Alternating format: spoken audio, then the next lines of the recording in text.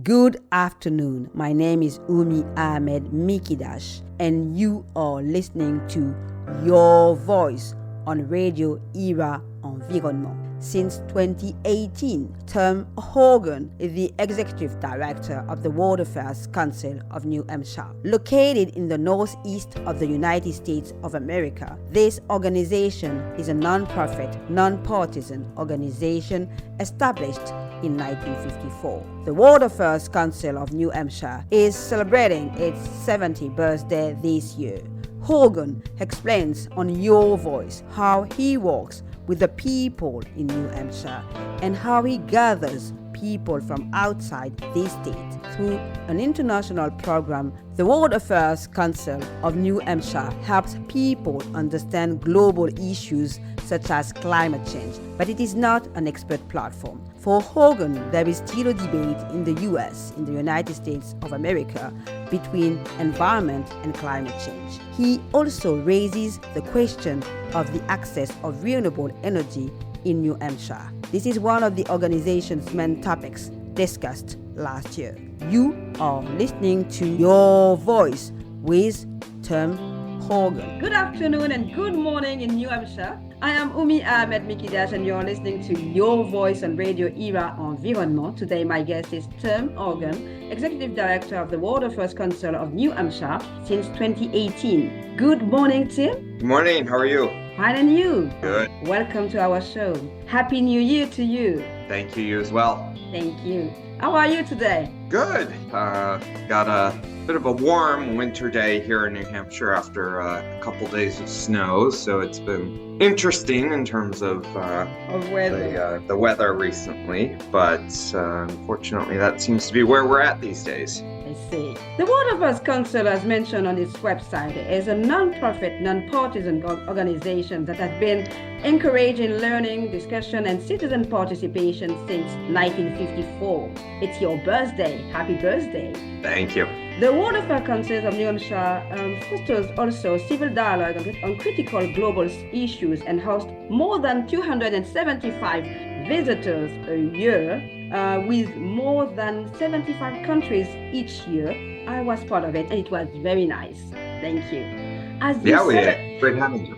You were happy for having me. Thank you. As you celebrate your 70th birthday this year, and this is the year of the presidential election also, what is your record of actions to protect the environment and fight climate change? Sure. So the World Affairs Council of New Hampshire is, as you mentioned, a nonprofit, nonpartisan organization. And our goal is really to help people better understand what's going on around the world. And of course, global climate change is one of the big issues of the day that people are concerned about, that people want to know more about, and are interested in ways that they can get involved. And so what we have done in that space is to partner with a wide range of other nonprofits who are working in the field of environmental sciences, in the field of climate change, to help bring active, engaging programming, speakers, experts, discussion groups together to talk about what is going on, what the science says, and what people can do about it. So for example, this past fall in 2023, we hosted a two-part documentary film series on climate change in Africa and showed two films. One, The Great Green Wall, which looks at an ambitious program across the Sahel to build a living barrier against desertification. And the other was Thank You for the Rain, which looks at Nigeria and a local community leader whose farming community had experienced droughts and then major flooding, and it tracks him becoming a global leader in that space, speaking at the UN COP26, I think it was. So we brought together 5 or 6 different groups, brought together our community here in New Hampshire to view these films and talk about what people saw, what they heard, what they feel about the information presented, and had conversations that led to some possible actions that people could take in terms of making our area of the world a bit better, more resilient to climate change, the seacoast of New Hampshire has experienced a lot of flooding in terms of storm surges and things of that nature. There was massive flooding in the northern part of New Hampshire and Vermont back in the spring, which really damaged a lot of farmers' crops for the entire year. And so it is something that is affecting us. This global phenomena, this global issue affects us right here at home. And how do you see this interaction related to the visitors from the global south and the global north, for instance, in New Hampshire? How do you see this interaction? So I think we are all affected. I think we all experience climate change, but in different ways. So in many places in the global south, you see a much bigger impact. Across Africa, you see a lot of drought, but out in California, here in the US, you see a lot of drought. I think they had 2 or 3 years of consecutive drought out there. New England, which is a very water-rich area, is seeing the effects on our economy as the winter weather pattern changes. A lot of our winter tourism is based around skiing and other winter activities, and so that has a direct economic impact on us. I mentioned the flooding. We see massive flooding that has occurred all across Pakistan last year. So there are ways in which this is experienced in the same way across countries and across experiences, but also very differently, particularly in how governments are able to respond to these crises when they happen, based on the wealth of that nation. As you are not an organization of experts on climate change, how your organization integrates actions such as implementing a scenario of water crisis in schools, such as the last one you did in Depuis School, which is a high school in Manchester? Yeah, so we are not the experts, as you mentioned, on climate change or really any of these global issues. We are the platform for discussion. So we bring together resources, we bring together experts, we bring together people with lived experiences in all sorts of issue areas, including in climate change, to ensure that what people are hearing and talking about is good, solid, factual data. It is driven by people who understand the issue. And it's not just, getting people together who say, well, I feel this way, I feel that way. Yeah. The water crisis simulation we did is based on a US Department of State module that they created as part of these broader diplomacy simulations, which we are working to implement in high schools as a way to engage younger people in thinking about the world in a very active and engaged way. It's a very fun program, and a lot of the students really enjoy the opportunity to grapple with some of the bigger issues around the world. I see. I remember being interviewed by teenagers of a school in Manchester while I was there. MC2 Charter School was the school introduced by your organization. Do you have a follow-up of activities you implemented related to climate action with the schools? Not only that one, but other schools? Yeah, not really. I mean, I think for our international visitor program, we view ourselves as the connector. We want our visitors and our hosts to have the opportunity to continue to collaborate, to talk.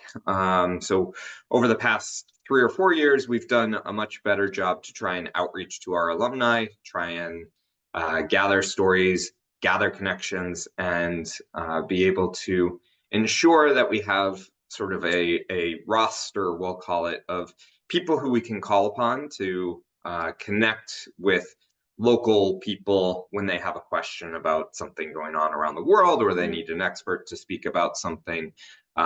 So my best example of that, which is not in the climate change space, but our local business magazine really wanted several years ago to know more about what Islamic financing looks like. And they were searching far and wide for a resource on that to speak about how that works.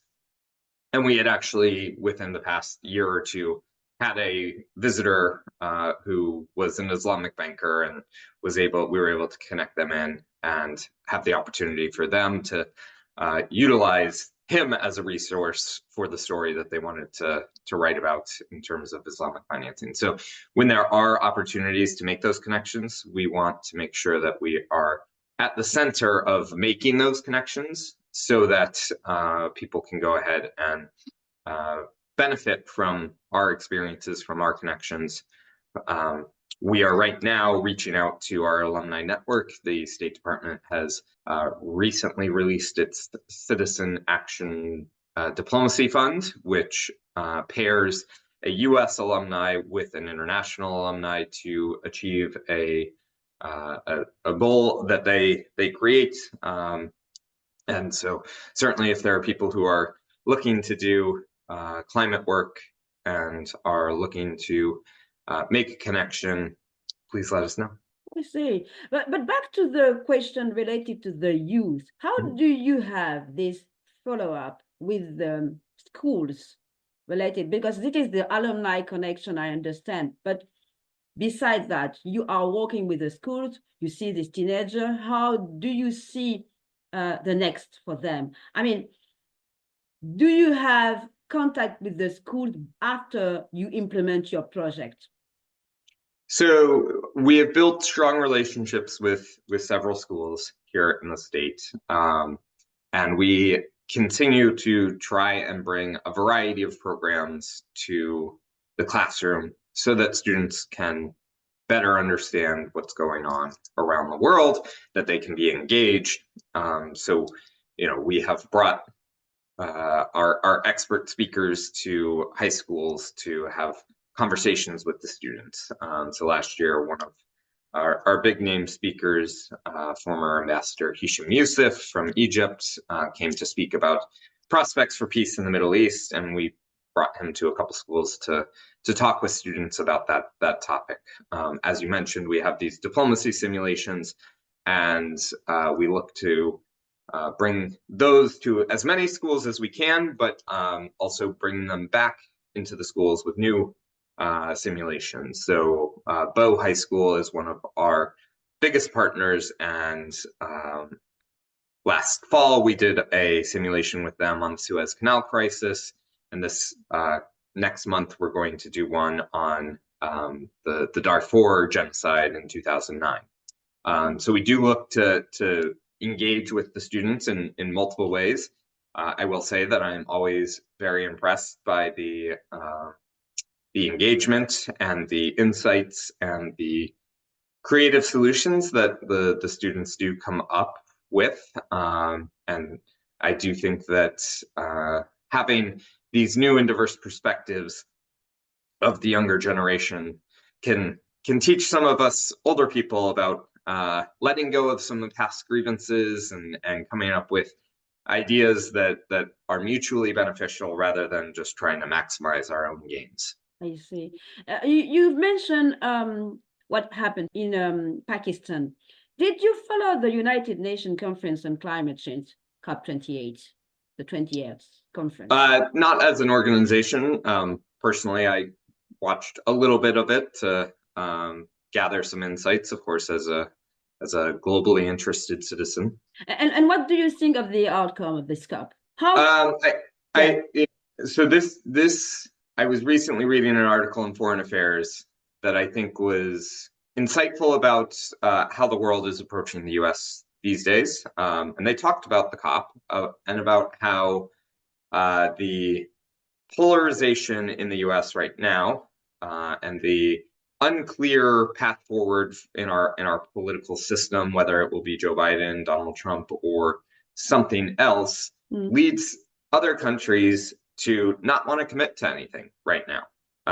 Countries who think they will get a better deal under a President Trump administration, where perhaps climate change is not going to be a high priority, may want to wait and see if they can negotiate more favorable terms with a Trump administration.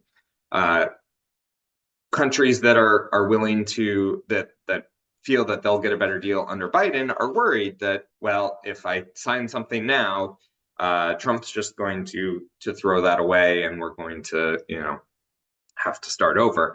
And so, not having watched too much about the COP, but reading more about some of the things that have come out, it seems to be a lot of platitudes, a lot of aspirational things. We'll do this, but not a lot of hard, concrete actions that necessarily are going to come out of this particular COP.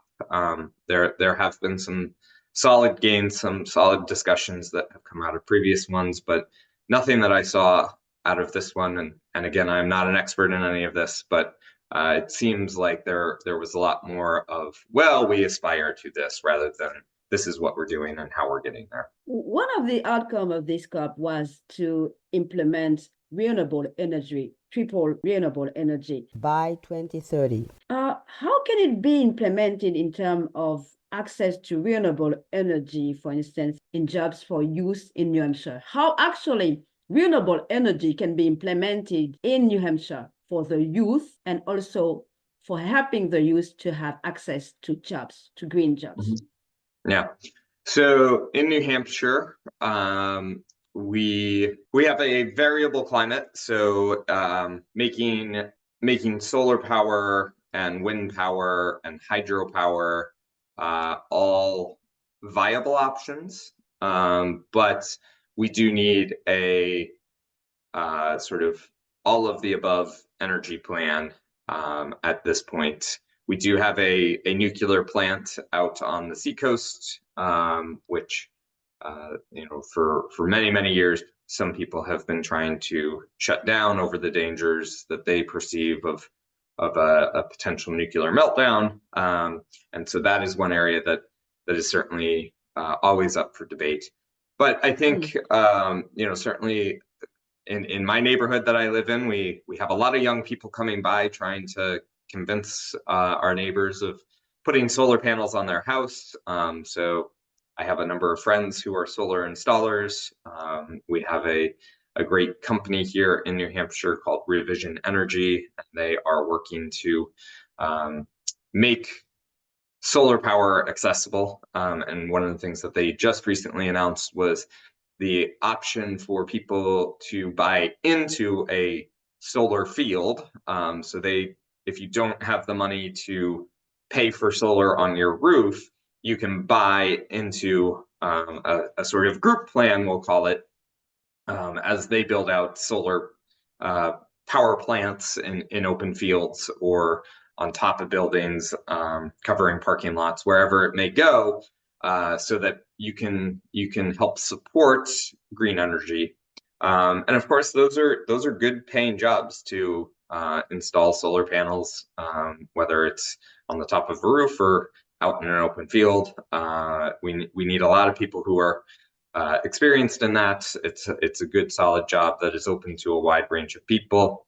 And so I think there are opportunities. And of course, we'll see where renewable energy goes from here. I don't think wind and solar is the end of it. Some of the things that I've heard about in our programming around renewable energy is the idea of storing energy in basically giant concrete slabs, which you lift way up when your solar or wind energy is creating extra power, and then the concrete slab slides down to generate additional power when the sun is not shining or the wind is not blowing. So that's just one example.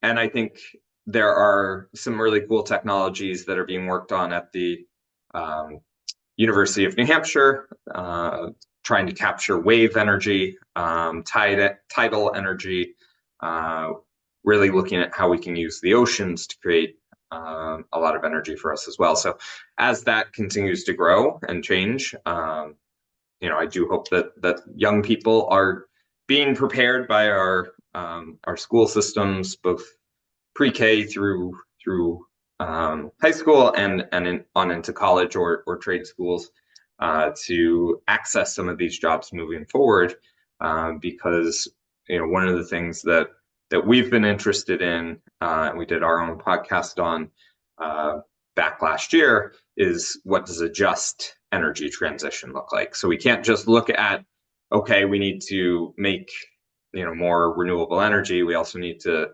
look at where that's being produced and how that's affecting populations, and making sure that the people who are most impacted are able to access the benefits of that as well.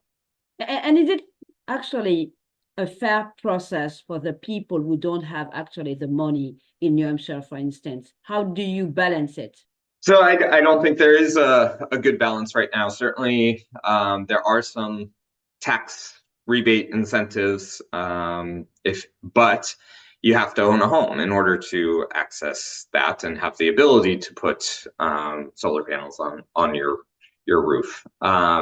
So there is a big area of need to allow people who want to be a part of the green energy transition to have those opportunities. Right now, electric cars and hybrid cars are more expensive than gasoline-powered cars. As more and more of these hybrids and electric cars move into the used car space, it does make it more accessible and affordable, but the federal tax credits do not apply to used vehicles. So there is a sort of economic injustice going on in both of those spaces. Also, where things get sited and how they are created. We know that there are environmental impacts, there are health impacts, especially when you look at the building of hydroelectric dams. You've got to flood an area in order to build that reservoir, and time again across the world we hear about poor communities who are displaced, and sometimes they're well taken care of by their government and sometimes they're not, but in the end they're still moved from what is typically an ancestral homeland that they don't want to leave. So I think governments, I think communities, I think energy producers do really need to think about how they are impacting the people that they want to serve, knowing that, of course, this is needed, but we need to be careful about what impacts we're creating down the line. Challenges are many in New Hampshire, but New Hampshire has a long-standing strategy on fighting climate change too. You've mentioned earlier what you did with the schools in the beginning of this month.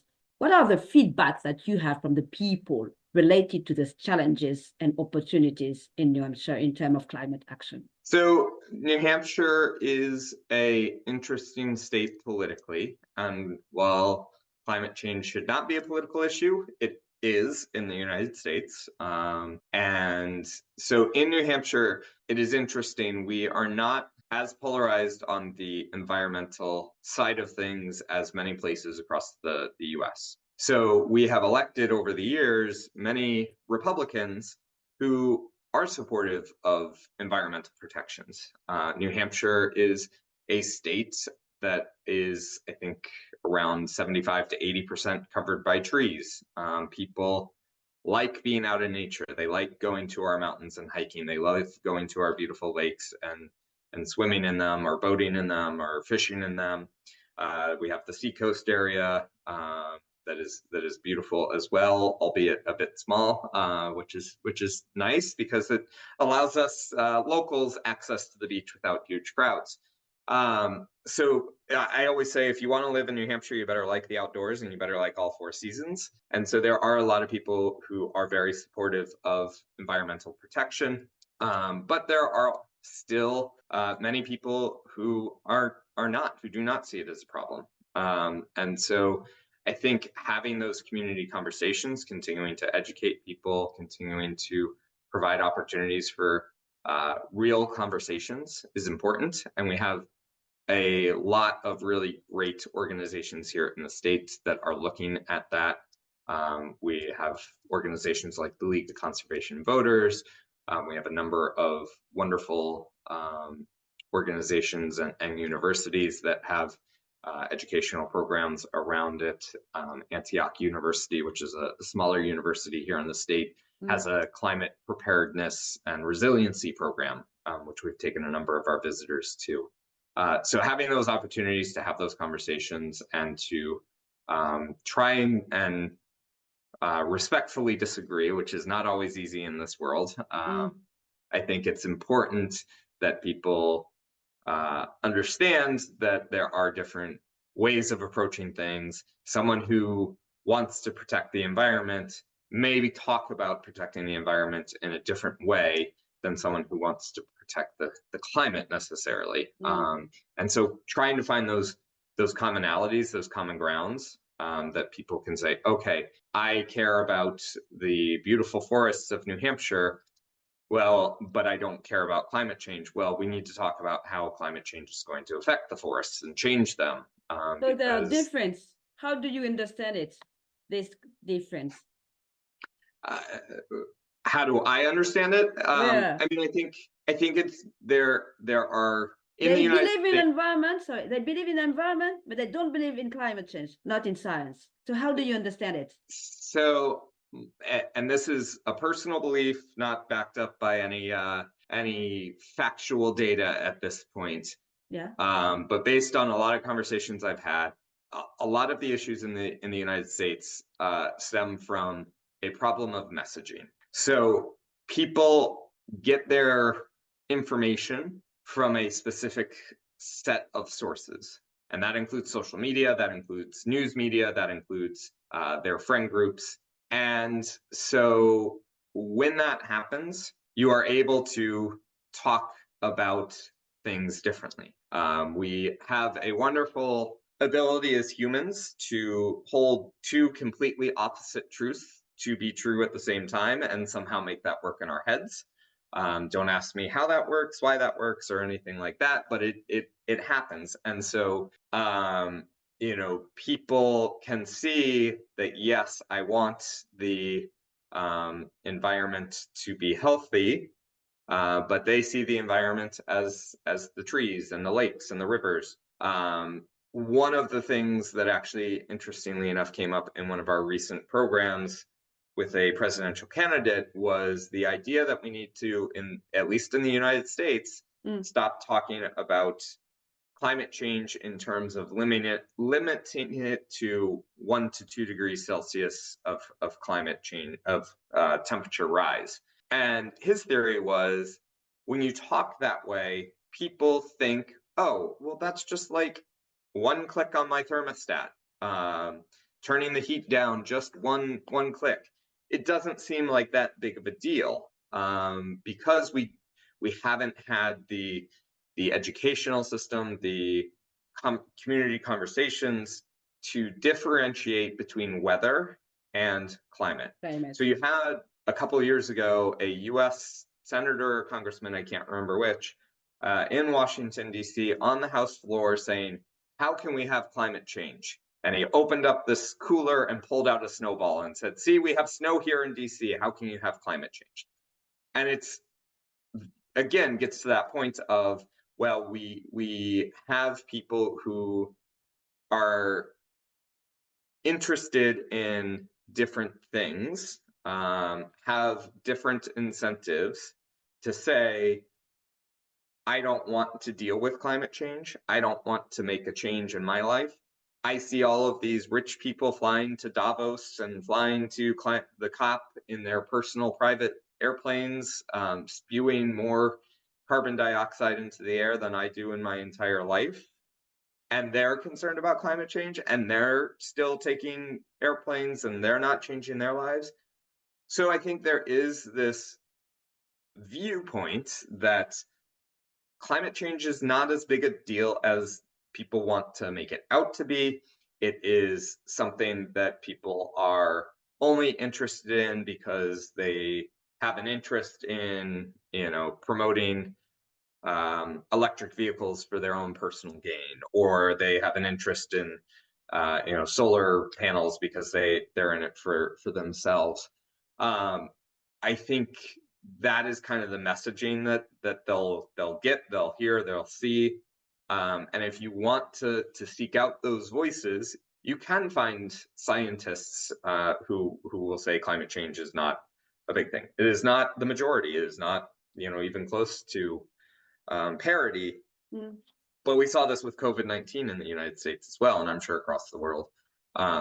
There were doctors out there who were, saying things that were not true. There were doctors out there saying things that you could take a horse tranquilizer and cure yourself of COVID.